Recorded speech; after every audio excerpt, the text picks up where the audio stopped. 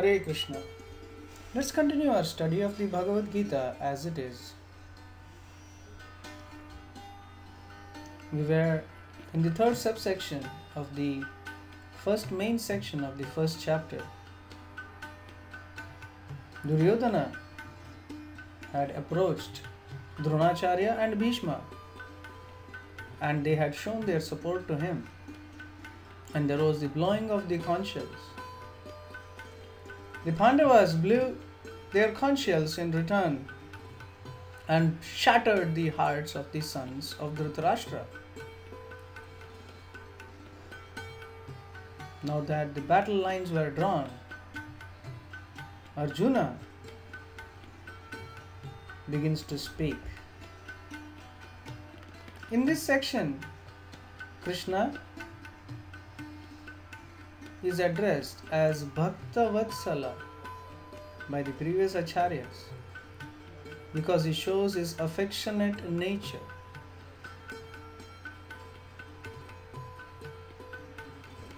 Namam Vishnu Padaya Krishna Prishthaya Bhutale Srimate Bhakti Raghava Swami Nitinamine. Namam Vishnu Padaya Krishna Prishthaya Bhutale Srimate Bhakti Vedanta Swami Nitinamine. Namaste Saraswate Deve Gauravani Pracharine Nirvishesha Shunyavadi Paschatya Deshathari. So let's continue with this chapter 1. Krishna, the most affectionate personality within all the universes, here shows his affection to his devotee Arjuna. As his charioteer, Krishna becomes the servant of Arjuna. Krishna loves to reciprocate with his devotees as a friend, as a servant, as a lover. But in this particular episode, it is not that he was just driving the chariot, but Krishna used to take care of the chariot, he used to wash the horses, he used to do everything that a charioteer is required. Until and unless he has love and affection for his devotees, why would he do that? He is the king of Dwaraka. Why would a king be a charioteer? So that is his special relationship with Arjuna. So Krishna here puts Arjuna into confusion.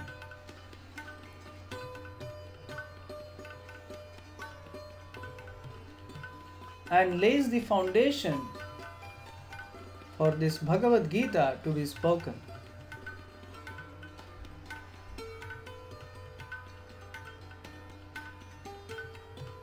First, Arjuna gets bewildered. He gets bewildered because he wants to see. So material nature, so material anxiety begins with seeing your object, what you want to enjoy. So Arjuna wants to see the opposition with whom he has to fight. Kshatriyas rejoice in fighting and destroying irreligion. So Arjuna wants to see who has come to please the evil-minded sons of Dhritarashtra, so that he knows whom he is fighting with.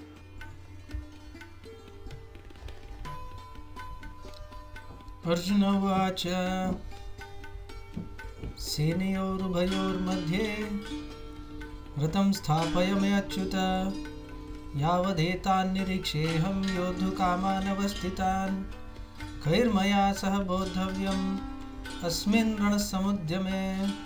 Arjuna said, Achyuta, O infallible one, please draw my chariot between the two armies so that I may see those present here who desire to fight and with whom I must contend in this great trial of arms. Let me see those who have come here to fight, wishing to please the evil-minded son of Dhritarashtra. Sanjay Uvacha. Sanjay is narrating to Dhritarashtra and he says, Eva mukto Rishikesho Gudakeshena Bharata Senayor Ubayor Madhye Sthapayitva Rotottamam. Rishikesha, the supreme controller of all senses, Krishna, and Gudakesha. Gudakesha means one who has conquered sleep and laziness. So Arjuna is not an ordinary person. He is a great devotee of Krishna who has conquered sleep, laziness, everything. Senayor Ubhayor Madhye, that in between the two armies, Sthapayitva Rathottamam, he establishes the wonderful Ratha Uttamam. So Sanjaya says, O descendant of Bharata, having thus been addressed by Arjuna, Lord Krishna drew up the fine chariot in the midst of the armies of both parties. And what does he see? Bhishma Drona Pramukhataha Sarvesham cha Mahikshitam Vacha Partha Pashyaitan Samavetan Kurun iti. In the presence of Bhishma, Drona and all other chieftains of the world, the Lord said, Just behold Partha, all the Kurus assembled here. So Krishna is actually showing Arjuna the different grades of relatives present. The ocean of the opposition army, the huge army of the Kurus. And when Arjuna sees, he becomes bewildered with compassion, not because of fear. He is not afraid of fighting. But his reasons of not fighting or confusion are, he becomes compassionate. And he becomes full of thoughtfulness at that point of time, thinking whether to fight or not, right in the middle of the battlefield. Because what he sees is this. Tatra pashyastithan partha pitran atha pitamahan acharyan matulhan bratran putran pautran sakim stata swashuran suhradaschaiva senayorubhayorapi. There Arjuna could see within the midst of armies of both parties his fathers, grandfathers, teachers, maternal uncles, brothers, sons, grandsons, friends, and also his fathers-in-law and well-wishers. So seeing all of them, Arjuna becomes reluctant to fight, and the following are his reasons. Compassion. He becomes compassionate on the opposition. Material enjoyment. He thinks it is not right for him to enjoy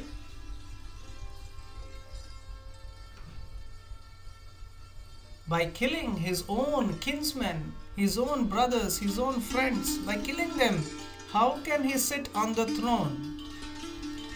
Third, he has fear of sinful reactions. That by killing his own teacher, guru, grandfather, friends, he may be a part of a big sinful conspiracy and may have to suffer in hell forever. And he is afraid of the destruction of his own family traditions, because both Pandava and Kaurava become from the same family lineage. So he is afraid his family traditions will be lost. And finally, at the beginning of the second chapter 2, he continues his confusion and is undecided whether to fight or not. But Krishna is there, the most merciful Bhakta Vatsala. When the son of Kunti, Arjuna, saw all these different grades of friends and relatives, he became overwhelmed with compassion and spoke thus. So the first reason for Arjuna not fighting is compassion. He does not want to kill his relatives unnecessarily. He thinks of a peace formula if it is possible. he cannot see the blood of his own kinsmen with whom he is supposed to enjoy. Everyone wants to enjoy with his family, with his countrymen. Suppose somebody wins the World Cup, the whole country enjoys, forgetting all differences. Everybody thinks, I belong to this country, and they enjoy in hysteria. So Arjuna is thinking, they are all my friends, relatives, countrymen, how can I kill them?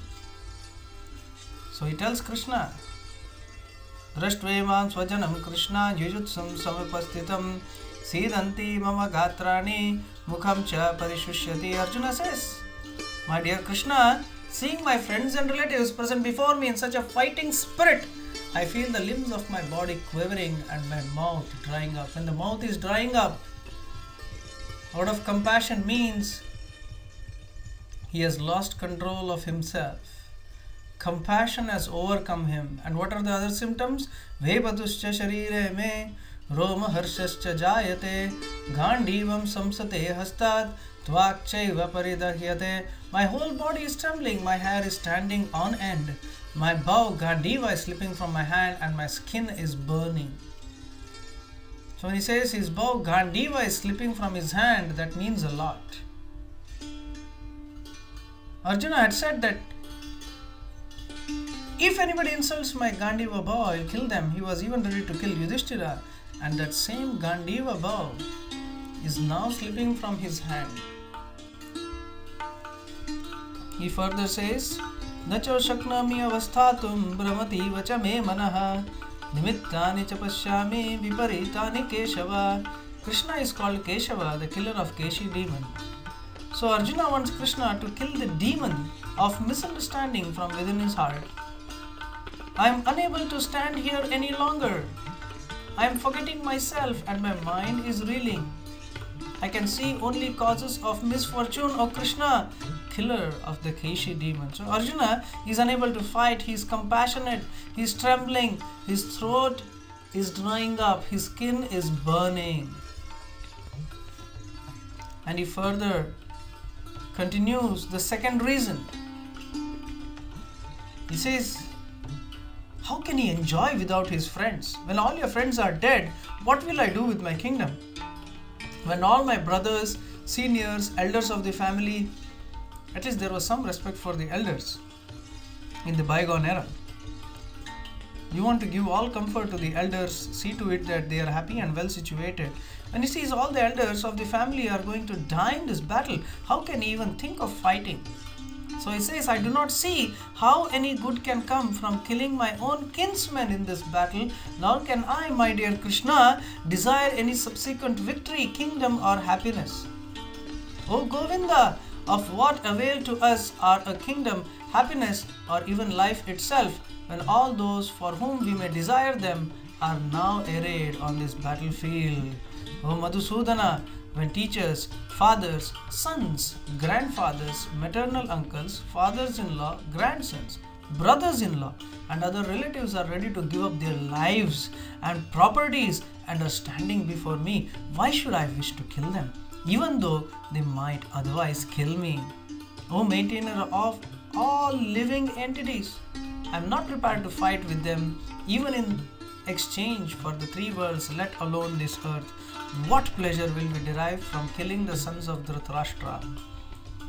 So Arjuna is saying, he is seeing no good in killing all these people. He is saying they might kill me.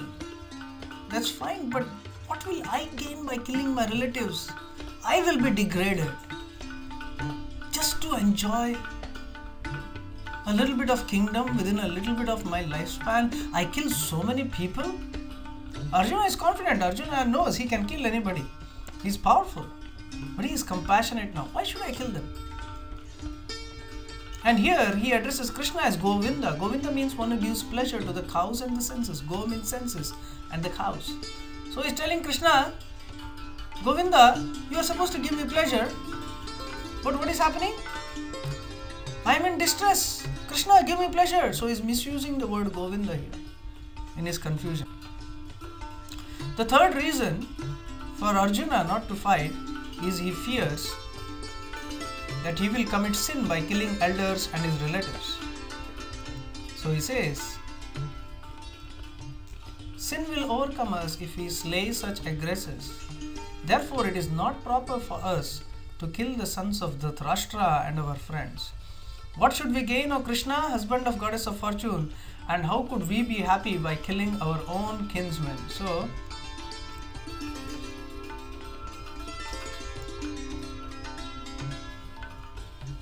he is saying that it is sinful to kill all such aggressors. Those people who should be killed, it is said there are 6 people who should be killed immediately.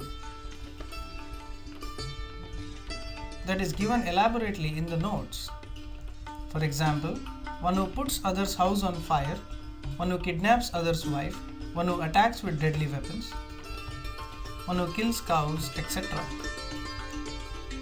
Such people should be killed. They are called Atatais. And Duryodhana and his party had committed such sin. They had pulled Draupadi right in middle of the palace, tried to disrobe her, cheated the Pandavas.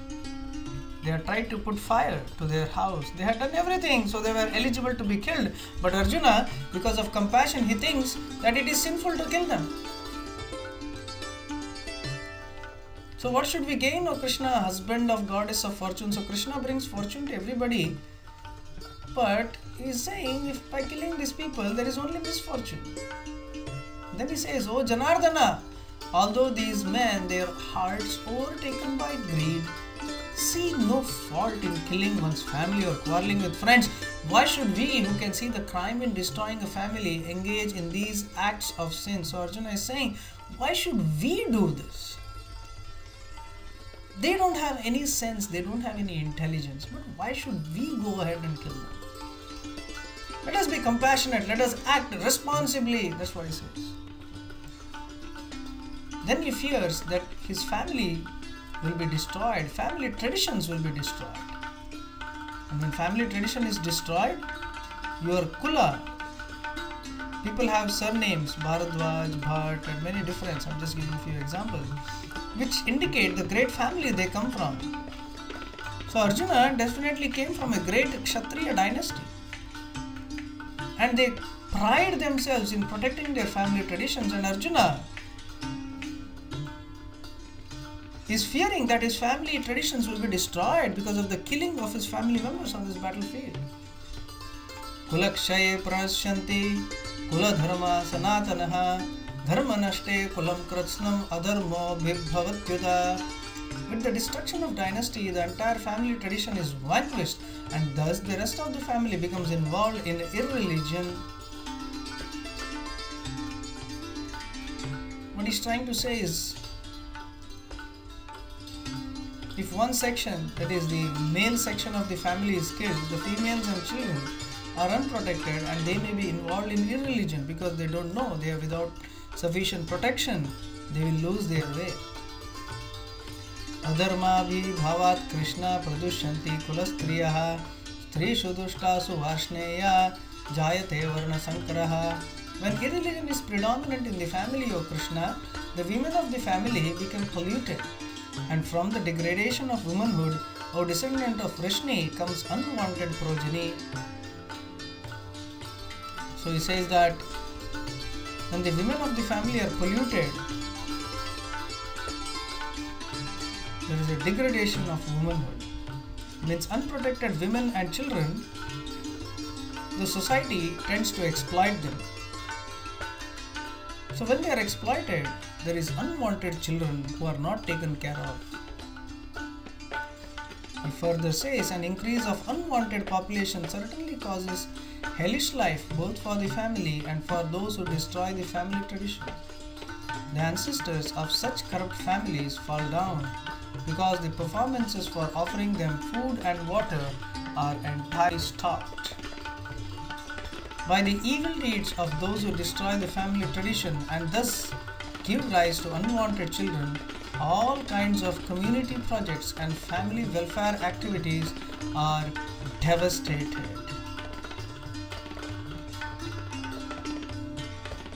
So he says that when children who are unprotected, we see nowadays a lot of gangsterism, children kidnapping each other, children taking guns to schools.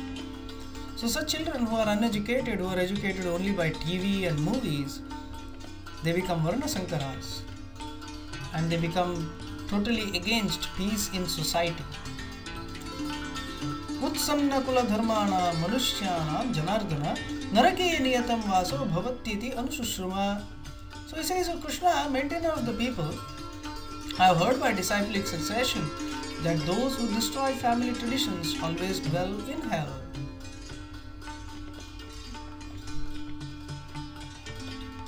Because the family tradition is destroyed, there is nobody to offer pinda, and hence the ancestors fall down. So he says, alas, how strange it is that we are preparing to commit greatly sinful acts.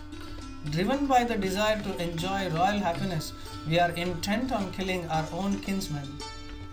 Better for me if the sons of Dhritarashtra, weapons in hand, were to kill me unarmed and unresisting on the battlefield.